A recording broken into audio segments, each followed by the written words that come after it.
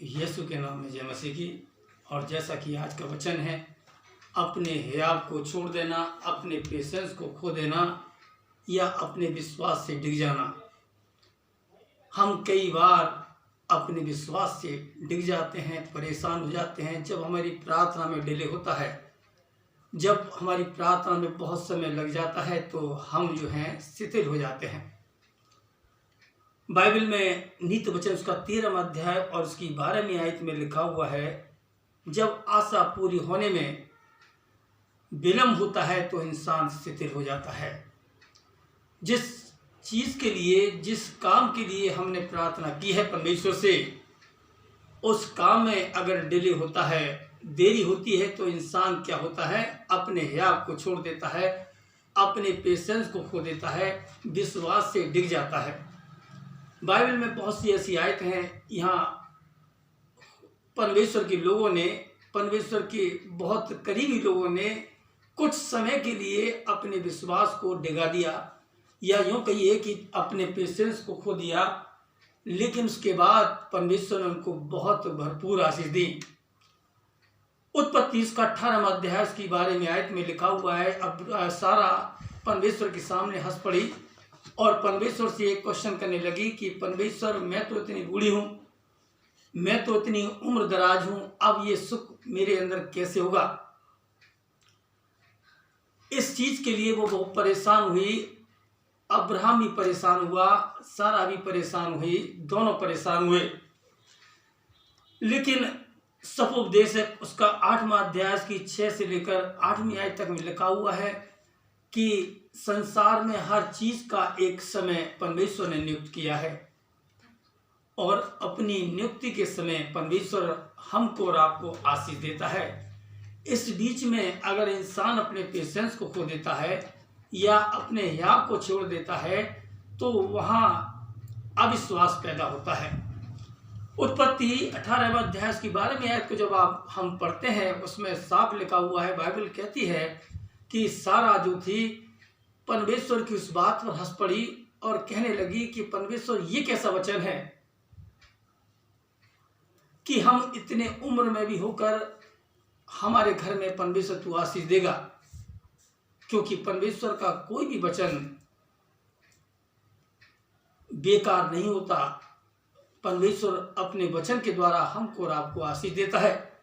जब आप आगे की आयत को, उत्पत्ति उसका 21वां अध्याय की 6ठी आयत को जब आप पढ़ते हैं, उसमें लिखा हुआ है, और अब्राहम और सारा पूरी तरीके से परमेश्वर से हंस पड़ी और परमेश्वर के नाम का धन्यवाद देने लगी और परमेश्वर से कहने लगी कि परमेश्वर, जो आशीष तूने मुझको दी है वो तेरी ओर से है।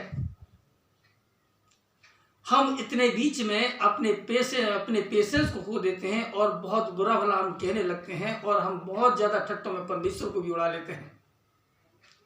लेकिन परमेश्वर जो है, अपने निश्चित समय पर परमेश्वर हमको अपनी आशीष देता है, अपना अनुग्रह प्रदान करता है। गिनती उसका 11वां अध्याय की 15वीं आयत में लिखा हुआ है, और मूसा परमेश्वर के सामने बहुत परेशान हुआ और कहने लगा कि मैं अकेला इतना भार, परमेश्वर, इतने लाखों लोगों को मैं कैसे ले जा सकता हूँ परमेश्वर। इससे भला ये है कि परमेश्वर तू मेरे प्राण को ले ले, अब मुझ पर ये बोझ सहा नहीं जाता। मूसा बहुत परेशान हुआ, बहुत दुखी हुआ, लेकिन बाइबल में लिखा हुआ है परमेश्वर उसके साथ साथ चला, क्योंकि परमेश्वर पहले ही इस बात को कह गया कि मूसा मेरे मित्र जैसा है, वो तो मुझसे ऐसे बातें करता है जैसे कोई मित्र आपस में बात करते हैं। विवरण उसका 34वां अध्याय उसकी 7वीं आयत में लिखा हुआ है, और मूसा जो था 120 वर्ष तक जीवित रहा, इतने साल तक जीवित रहा।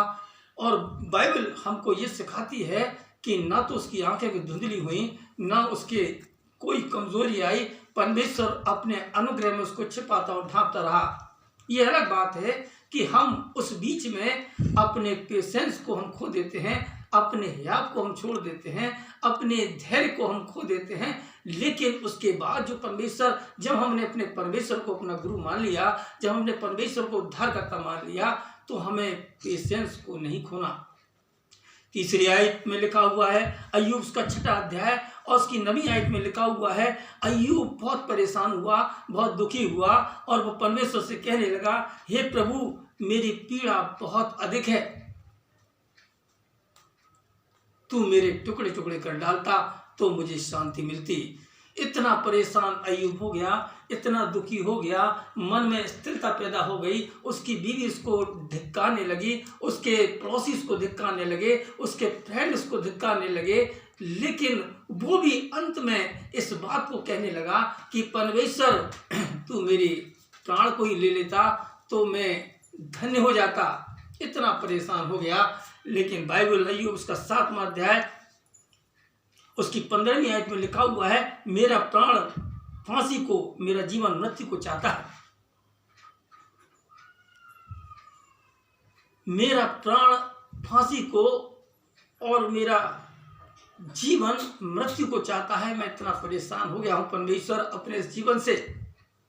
जब आगे की आयत अय्यूब उसका 42वां अध्याय उसकी 10वीं आयत को जब हम पढ़ते हैं, उसमें उसी अय्यूब को जो इस बात को कह रहा था कि परमेश्वर तू मुझे मार डाल, उसी में लिखा हुआ है कि फिर परमेश्वर ने उसको इतनी आशीष दी, इतना अनुग्रह प्रदान किया कि वो परमेश्वर का धन्यवाद देने लगा।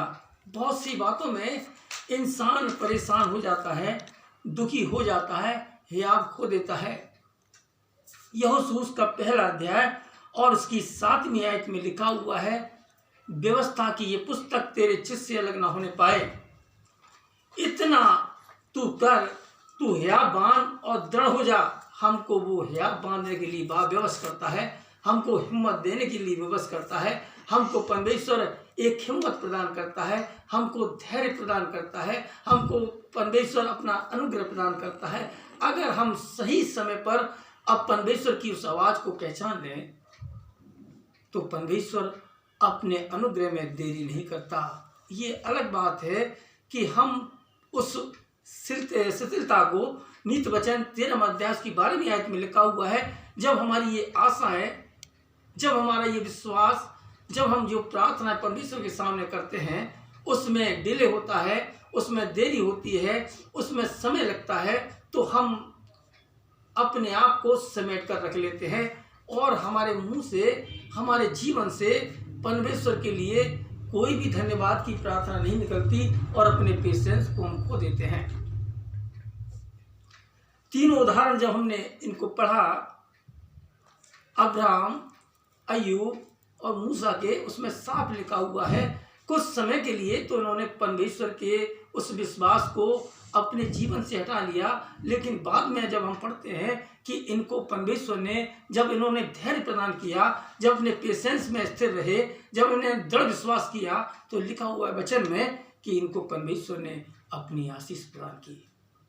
तो मेरे परमेश्वर के प्रिय बहन और भाइयों, हमको ये दृढ़ विश्वास करना है, क्योंकि परमेश्वर कभी भी किसी इंसान को निराश नहीं करता, बल्कि परमेश्वर हमको और हमारे जीवन को आशा प्रदान करता है, बशर्ते कि हम उसके वचन को पहचाने, उसके धैर्य को पहचाने, पेशेंस में होकर प्रार्थना करें, धैर्य के साथ प्रार्थना करें, तो परमेश्वर हमारी और आपकी प्रार्थना को परमेश्वर जरूर सुनता है। परमेश्वर हम सबको बहुत बहुत आशीष देवे। आमीन।